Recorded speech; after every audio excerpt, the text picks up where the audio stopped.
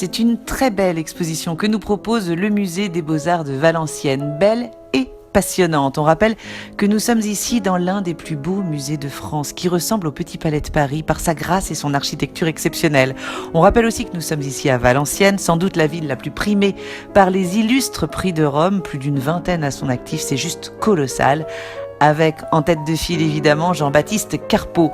Le Grand Prix de Rome, c'était la référence ultime sur la scène artistique internationale au XIXe siècle, un concours tricentenaire permettant aux artistes d'aller se former en Italie jusqu'à sa suppression en 1968 par André Malraux au nom de la modernité, un grand mot, autant qu'un gros mot, qui englobe tout ce qui nous arrange, futurisme, cubisme, surréalisme, suprématisme, constructivisme, jusqu'à l'art contemporain. Cette modernité, elle encapsule un monde en perpétuelle mutation, un art qui s'inscrit naturellement en rupture avec l'académisme, qui refuse de se plier aux règles classiques, qui détruit tout pour mieux créer, pour mieux avancer.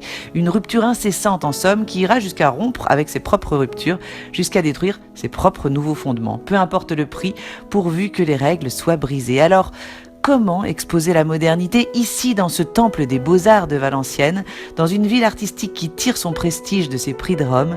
Eh bien en révélant au public les coulisses trop méconnues de la passionnante vie du musée, faite d'acquisitions d'œuvres d'art au fil des ans, des œuvres de la modernité justement, une modernité ouverte, plurielle et changeante, des œuvres charnières, des jalons dans l'histoire de l'art qui capturent l'essence de leur temps et qui pour certaines n'avaient jamais encore été présentées au public. On retiendra notamment cette œuvre de Francis Burette, L'homme et la mer, qui était pressentie lauréate pour le prix de Rome de 1960. Mais cette année-là, aucune récompense ne fut remise, le jury manifestant son rejet de la tendance des artistes à l'abstraction.